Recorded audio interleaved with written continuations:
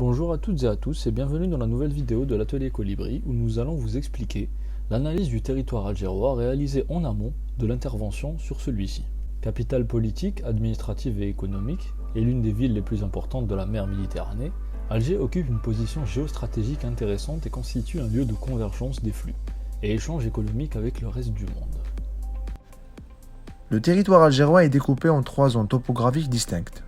Le premier à l'ouest représente un mont, le second représenté par l'Atlas bédien au sud, et le tout formant au milieu une plaine inondable en fond de vallée. Alger est traversé par plusieurs fleuves et plusieurs cours d'eau, qu'on nomme indifféremment Oued, et qui se déversent dans la mer Méditerranée, dont le principal est Oued el-Harrach, qui d'ailleurs traverse le territoire au centre.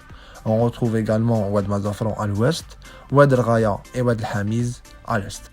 Le réseau forestier sur le territoire algérois s'étend principalement sur la partie ouest. Quant à la partie est, on ne retrouve quasiment aucune forêt, si ce n'est au niveau de Raya.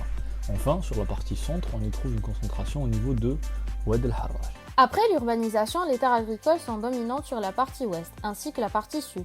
On les retrouve proches de l'Atlas lidéen ainsi du littoral, et sur la baie elle-même. Une grande partie est présente aussi au long du fleuve Oued el-Harrach. L'urbanisation vers l'est a supprimé la majorité des zones agricoles.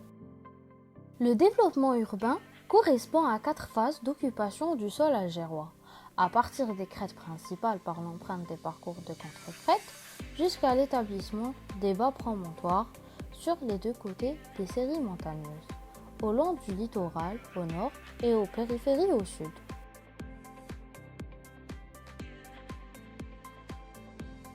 Nous avons ensuite identifié les réseaux routiers existants et les avons classifiés selon la classification administrative, chemin wilayal et route nationale, pour ensuite ressortir avec les problèmes de circulation et desserte. Enfin, nous avons étudié les différents moyens de transport et lignes existants, de tramway, métro, bus, train ainsi que le téléphérique.